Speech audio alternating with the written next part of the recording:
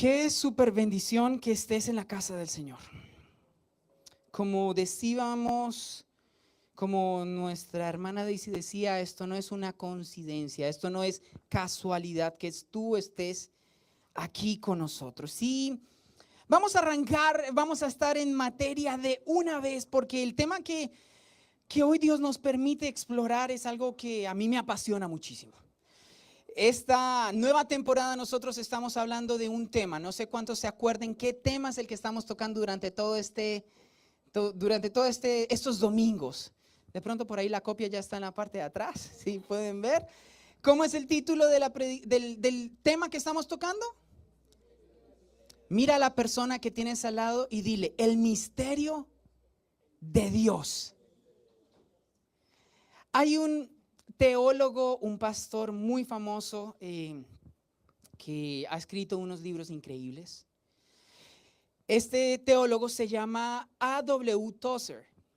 Y este señor dijo una vez algo que me parece muy increíble y quiero que tú lo tengas en la mente. Dice, lo que viene a tu mente y mi mente cuando pensamos en Dios es lo más importante de toda nuestra vida. Lo repito porque me pareció increíble. Lo que viene a tu mente y a mi mente cuando pensamos en Dios es lo más importante de nuestra vida. Mis amados, cuando hablábamos con los pastores y decíamos, bueno, ¿qué tema podemos explorar? ¿Qué tema Dios quiere hablarle a todos nosotros?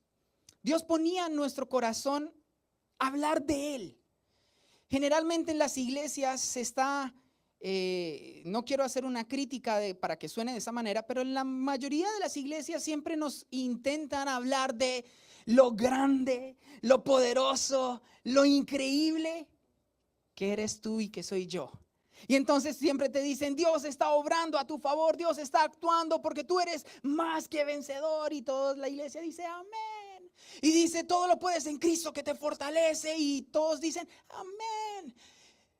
Pero estamos poniendo el énfasis en un evangelio hombrecéntrico, si existe esa palabra, no sé, que en un evangelio teocéntrico. ¿Qué quiere decir? Que todo mira en torno a cómo yo me siento, a cómo mis emociones están, a lo que yo pienso. Y de vez en cuando tú y yo tenemos que recordar que esto no se trata de nosotros. Mira a la persona que tienes al lado y dile, la vida no se trata de ti. A nadie nos gusta decir esto, ¿verdad? Porque uno dice, hello, es mi vida, todo se trata de mí. Pues déjame decirte que no. Tu vida, mi vida, todo se trata ¿de qué? De Dios. Del propósito, del plan, del misterio. Porque esto es un misterio. Amada familia, tú y yo tenemos que ser conscientes de que por más inteligente que seamos, yo sé que aquí hay varios y si no toda la iglesia que son súper inteligentes, por más estudiosos de la Biblia, como los puedo ver a todos en este momento sacando sus Biblias de estudio, de esas bien grandes, por más estudiosos de la Biblia que tú y yo seamos, nunca vamos a alcanzar a comprender, a entender, a asimilar la grandeza de nuestro Dios. Mira lo que dice, solo un verso, una pequeña descripción en Primera de Crónicas, capítulo 29, verso 11. Mira lo que dice la persona que escribe este versículo. Dice, tuyos, oh Señor, son la grandeza, el poder, la gloria, la victoria, la majestad. Todo lo que hay en los cielos y en la tierra es tuyo, oh Señor. Y este es tu reino. Te adoramos como el que está por sobre todas las cosas. Qué impactante lo que estamos leyendo. Y en este verso no dice nada del hombre. Y en la mayoría de los cristianos Leemos un verso y dice, bueno, Él es poderoso, Él es grande, Él es victorioso, Él es increíble porque me bendice, porque me ayuda, porque cuida de mí, porque me dio para comprar una casa increíble, porque me dio para pagar el mortgage este mes, porque me sanó, porque... Y todo lo grande, lo poderoso, el misterio y la majestad, toda se encausa en algo que tiene que ver con tu bienestar. Y siempre nosotros vemos a Dios de esa manera. O sea, Dios es grande porque me bendice. Dios es bueno porque me ayuda. Mira a la persona que tienes al lado y pregúntale para que no sea yo. Y si Dios no te ayuda, ¿sigue siendo bueno? Tú y yo tenemos que entender que Dios es bueno, así pareciese que Dios no nos estuviese ayudando. Así pareciese que las cosas estuviesen saliendo de control. Por eso es tan importante que tú te preguntes, ¿qué Dios es el que viene a tu mente cuando piensas en nuestro Padre? Déjame decirte que una visión recta de quién es Dios te ayudará a tener una vida más santa y una vida más comprometida. Una visión correcta de Dios te ayudará a tener una vida en adoración y una exaltación trascendental, que es lo que todos queremos. Una visión correcta de Dios nos ayuda a entender el mundo en que vivimos. Una visión correcta de Dios nos mostrará las dificultades, las pruebas y los obstáculos de una manera diferente. Porque cuando tú y yo tenemos al Dios que dice la Biblia, al Dios que se ha revelado, todo cambia. Tu cosmovisión, mi cosmovisión tiene que ser impactada por quién es Dios en tu vida. Por el contrario, en contraste a una buena visión, si tú y yo tenemos una visión incorrecta de quién es Dios, esto nos llevará a tener vidas caóticas, atrapadas en el pecado. Una visión incorrecta de nuestro Dios nos llevará a tener vidas sin propósito y sin sentido. Mis hermanos, a mí me parece increíble que hijos de Dios lleguen a hablar con sus amigos, lleguen a hablar en las consejerías, lleguen a hablar, a decir, pastor, hermano, no entiendo mi vida, no tengo propósito, me quiero morir. Y yo me hago la pregunta, ¿por qué? Porque para ellos la vida tiene que girar en torno a ellos. Si todo está bien, entonces mi vida tiene propósito. Si mi vida está funcionando aparentemente, entonces hay un propósito. Pero ¿tú te acuerdas de Job? Pregúntale a la persona que tienes al lado, ¿te acuerdas quién es Job? Job fue una persona que la tuvo difícil. Una persona que lo tenía todo. Y en un momento a otro, la vida le cambió, ¿sabes? Tú y yo no estamos exentos a que la vida nos cambie de un momento a otro. Si estás vivo, tú sabes que la vida cambia en un abrir y cerrar de ojos. Un día vas manejando y no te diste cuenta, ¡pa! Un accidente. Un día llegas a tu casa, suena el teléfono, ¿qué pasó? ¿Qué? Y está bien, ¿y en qué hospital está ahí? La vida cambia. Por eso uno de los autores en la Biblia dice que la vida es como la neblina que en un momento aparece. Hace unas semanas atrás estuvo bien nublado, por lo menos por donde yo estaba viviendo, y salía y no se podía ver a más de, no sé, de un bloque de distancia, medio bloque de distancia, y seguía andando y de un momento a otro sin darme cuenta, se aclaró. Y me vino inmediatamente ese pensamiento y Dios me decía, la vida es así. Por eso mira a la persona que tienes al lado y dile, disfruta, vive mientras puedas. Ahora no es que digamos, entonces me voy a pasear, chao, porque tengo que vivir. No. No, porque, pao. Una visión incorrecta de Dios va a poner borrosa la manera en que tú vives, la manera en que enfrentas las dificultades y la manera en que enfrentas las pruebas. Cuando Job tuvo los problemas y las dificultades, él no se presentó, estaba allí quietico. Y la esposa le dice: maldice a tu Dios y muérete, échate a la pena porque tu Dios no te ama, porque tu Dios no te quiere. Énfasis mío. ¿Y Job qué le dice? Todos los estudiosos de la Biblia saben ya qué dice, pero para poner solo en contexto, Job le dice: mujer, he de recibir solo de Dios lo bueno y no lo malo. Dios da y todos dicen amén, pero no nos gusta él y Dios quita. Si Job no hubiese tenido una idea correcta de quién es Dios, se hubiese echado a la pena. Si tú y yo no tenemos un concepto claro de Dios, cuando venga la dificultad, cuando venga la prueba, cuando venga la opresión, el pastor tiene una predicación que se llama Cristianos de chocolate. Nos empezamos a derretir y nos derretimos. Somos buenos, somos inteligentes, somos dulcecitos como el chocolate, pero nos derretimos con la presión. ¿Todo por qué? Por no tener una visión correcta de quién es Dios. Pueden haber dos personas sentadas en el mismo lugar y las dos personas pueden tener conceptos completamente diferentes de quién es Dios. Lo que importa no es lo que tu esposa piense de Dios. Lo que importa no es lo que tus hijos piensen de Dios. Lo que importa es lo que tú piensas de Dios. Porque lo que tú pienses de Dios va a cambiar tu vida y va a cambiar mi vida.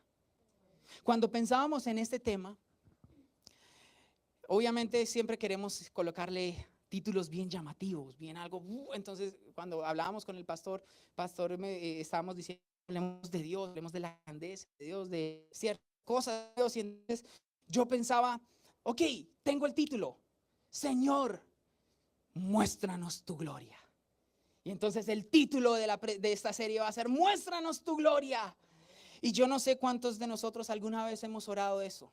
Yo soy honesto con ustedes. Muchas veces yo he orado eso y le digo: Señor, muéstrame tu gloria. Quiero ver algo, por favor.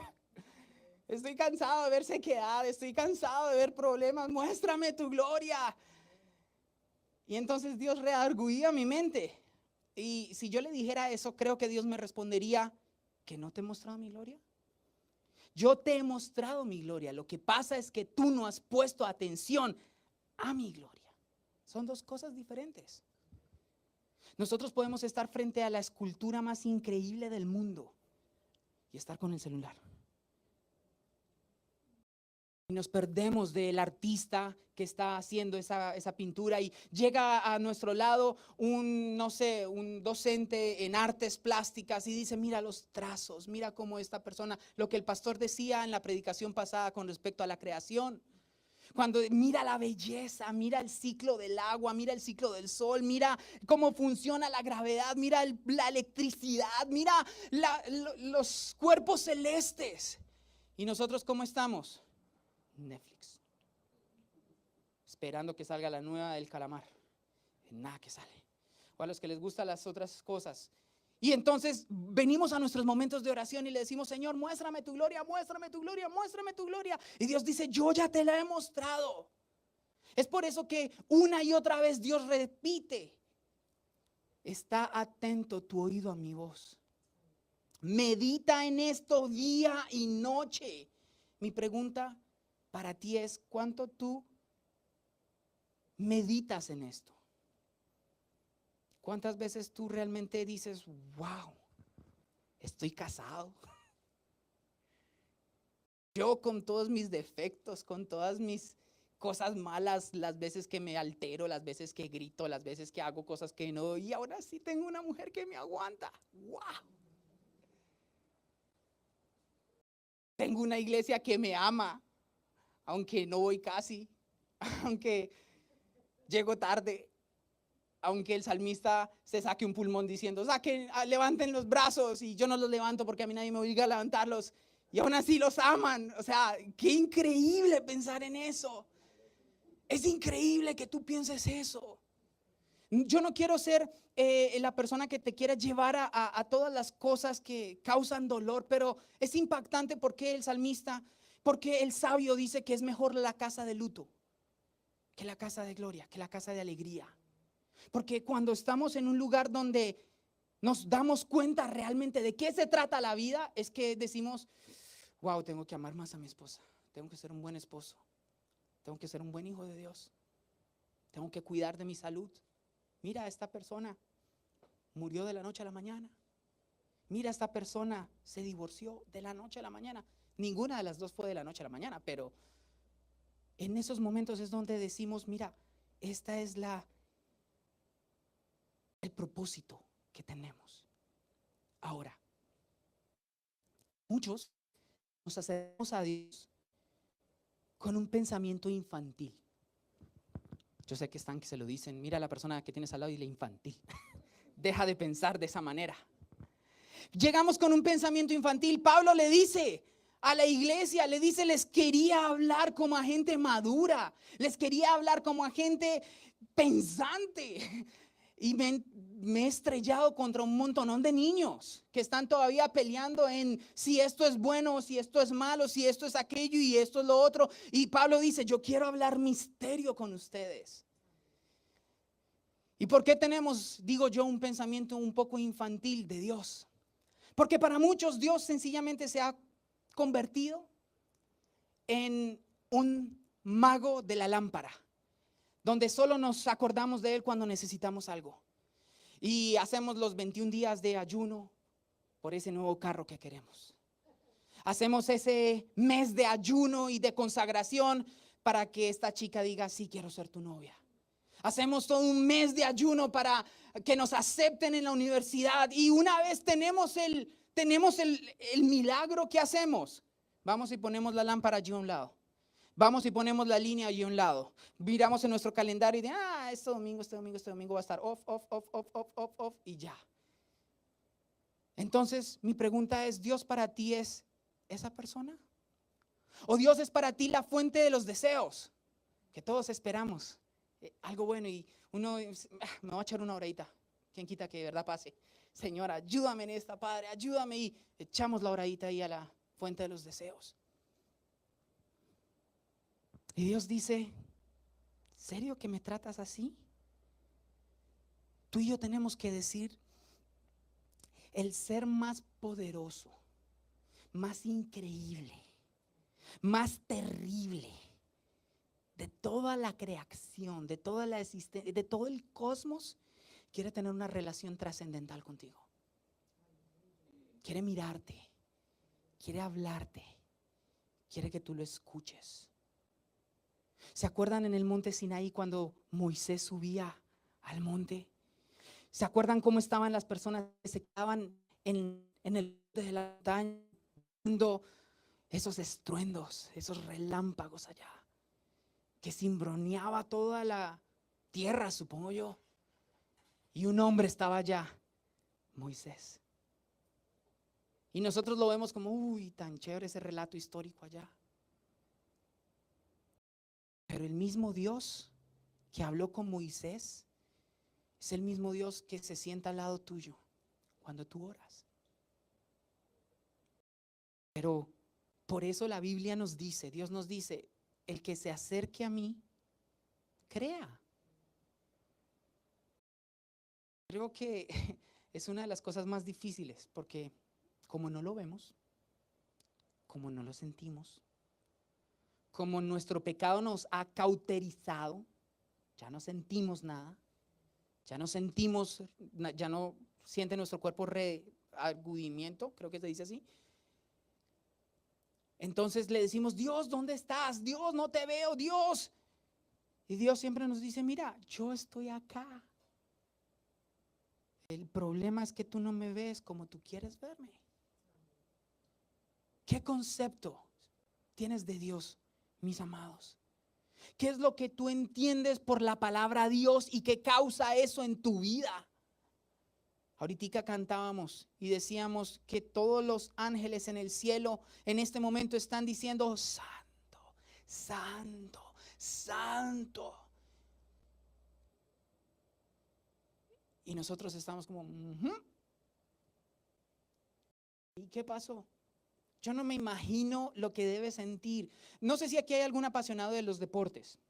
Nunca he sido así muy apasionado de los deportes, hasta que uno, cuando era pequeño, tenía un equipo al cual le iba. Y ese equipo llegó a una copa, la Copa Suramericana, al final en el soccer. Llegó al final y yo en ese partido, yo me acuerdo que yo gritaba, se me ponía los pelitos de punta y yo le hacía barra a mi equipo, y mi equipo perdió y me pegué una llorada porque mi equipo perdió y dije, nunca más voy a volver a mirar soccer de la misma manera. Y trasladando esa misma pasión, ese mismo desenfreno, esa misma actitud, yo me pregunto por qué yo no la puedo tener con Cristo.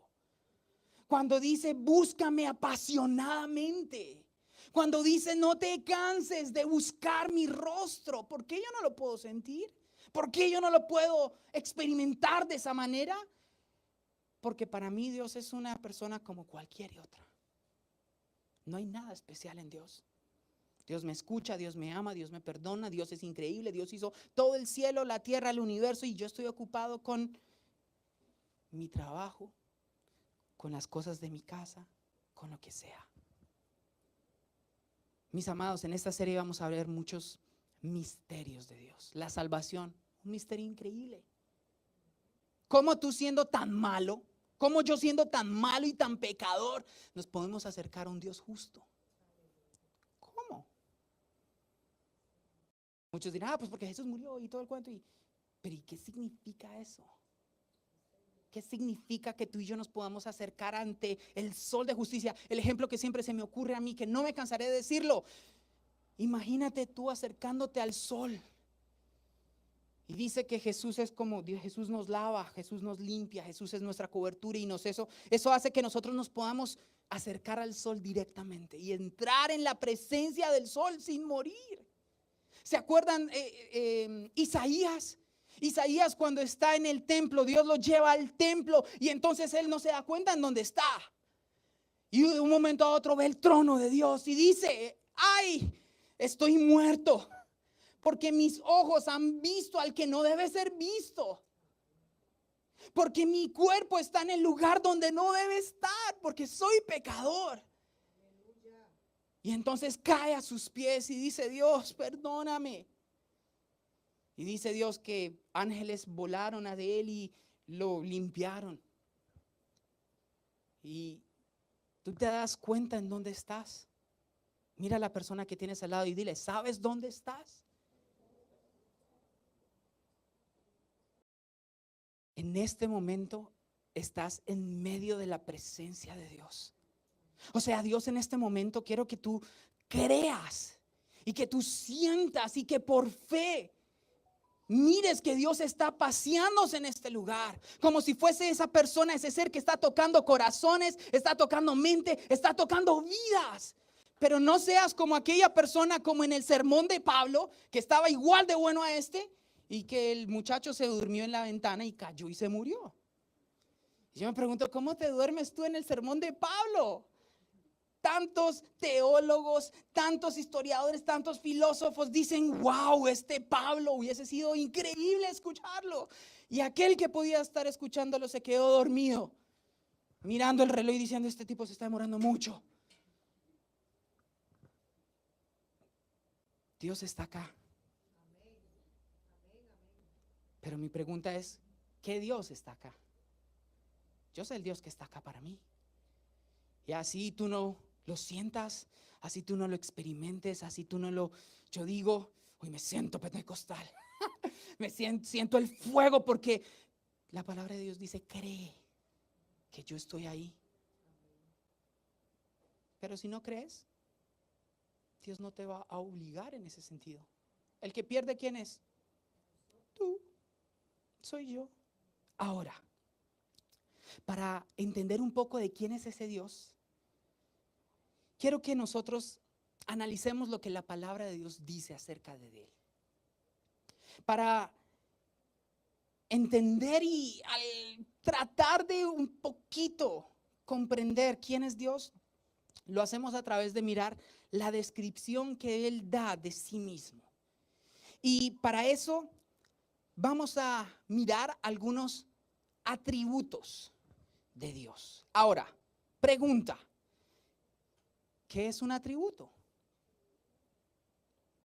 Un atributo es una palabra descriptiva que nosotros utilizamos para referirnos a las cualidades singulares y características únicas de alguien o de algo. Todos nosotros sabemos qué atributos tienen. Si estás casado, tú sabes cuáles son los atributos de tu esposa. Si tú estás casado, viceversa, sabes los atributos de tu esposo. ¿Qué atributos son los que tú conoces de Dios? ¿Y para qué nos ayudan los atributos? Los atributos y el estudio de los atributos de Dios nos ayuda a conocer cuál es su carácter. ¿Sabes cuál es el carácter de Dios? Para muchos, lo único que sabemos es que Dios es amor. Pero Dios es más que amor. ¿Cuál es la naturaleza de Dios? ¿Cuál es su personalidad? En la Biblia encontramos descripciones increíbles de los atributos de Dios. Miren, por ejemplo, este verso que está en Éxodo capítulo 15, verso 7 al 11, una historia que queda después de unos acontecimientos increíbles. Nosotros en la iglesia en Colombia cantábamos esta canción hace muchísimos años y yo me acuerdo y el pastor cantaba y saltaba con esa canción gritando que Dios echó a la mar los carros del faraón. Los que tienen hijos ahorita deben saber que, por ejemplo, en la escuela dominical, en la escuela para los niños, en este momento se está hablando sobre Moisés. Y esta parte se encuentra después de que Moisés sale de Egipto. Están los egipcios corriendo detrás de ellos. Moisés se encuentra frente al mar. Pasa el milagro de que ellos cruzan el mar y se aplasta el enemigo en la parte de atrás. Y dice Moisés lo siguiente: con la grandeza de tu majestad derribas a los que se levantan contra ti. ¿Contra quién? ¿Y quién es ti en esa frase? No está diciendo con la grandeza de tu majestad tú derribas a los que se levantan contra. Nos gusta ese verso, ¿no es cierto? Los que se levantan contra mí, Jesús, no prosperarán. Los que se levantan contra mí caerán. Caerán a mi lado 1000 y 10,000 a mi diestra. Pero en este verso el salmista está diciendo los que se levantan contra quién. Contra Dios. No prosperarán. Desatas tu ardiente furia. ¿Sabías que Dios experimenta furia?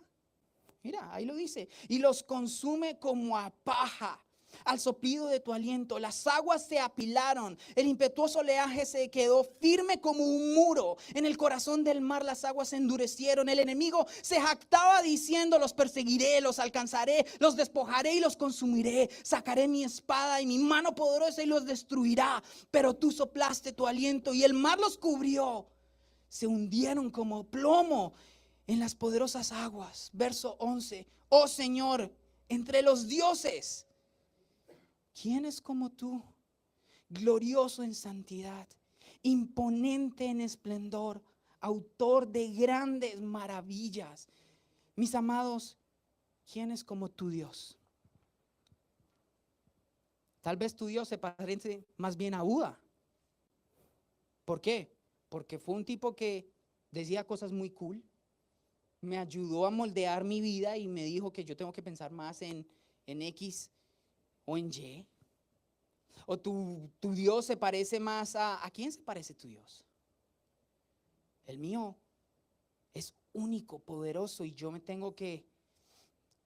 tiemblo al entrar a su presencia porque Él es fuego consumidor. ¿Tú tienes miedo de entrar a la presencia de Dios?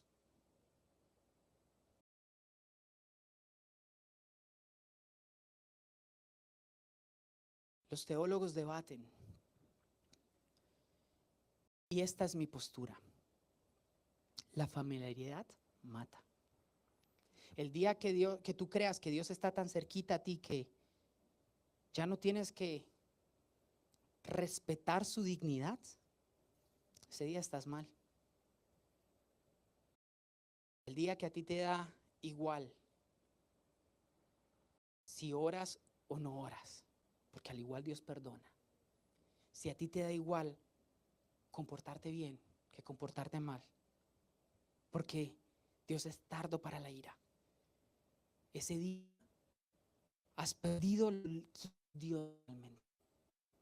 Y es cuando la palabra de Dios dice, dura cosa es caer en manos de un Dios vivo. Mi Dios es vivo. ¿Cómo es tu Dios? Tú te comportas de acuerdo a lo que tú le atribuyes a ese Dios. Y siempre ponemos los ejemplos ridículos que sirven. Si tú vas a tener una reunión con el presidente de los Estados Unidos, si tú vas a tener una reunión con alguien súper importante para ti, ¿cómo lo haces? Te pones la mejor atuendo.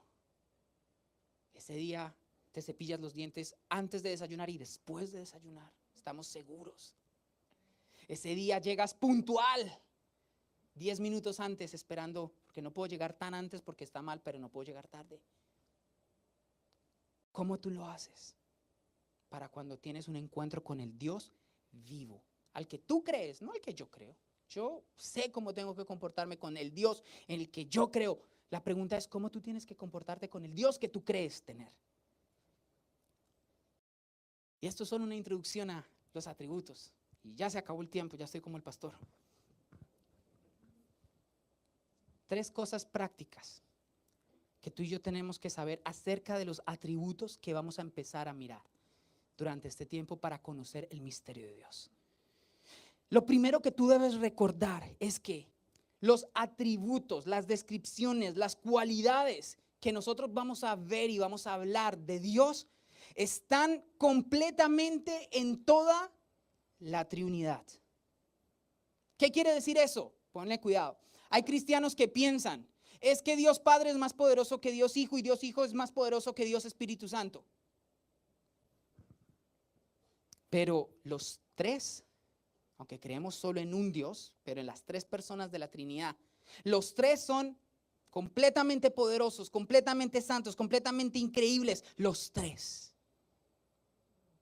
Por eso la palabra del Señor dice, el pecado que no tiene perdón, ¿cuál es? Eso, estamos aquí, me siento entre bautistas, que es el que lee la Biblia. La blasfemia contra el Espíritu. Miren lo importante que es eso. Dice que el mismo poder que levantó a Jesucristo entre los muertos habita entre nosotros. Los atributos de Dios están en las 3 personas de la Trinidad. Yo sé que es gracioso y es un poquito confuso, pero tanto Jesucristo como el Espíritu Santo, como Dios Padre, comparten o tienen todos sus atributos. La mala interpretación de esta verdad causa las sectas. Por eso hay sectas que solo dicen, nosotros solo creemos en Jesucristo. ¿Los han escuchado? Solo Jesucristo, Jesucristo, Jesucristo. El Espíritu Santo ya pasó de moda. Dios Padre está muy viejo y ya no puede hacer nada. Jesucristo. Hay quienes dicen solo el Espíritu Santo.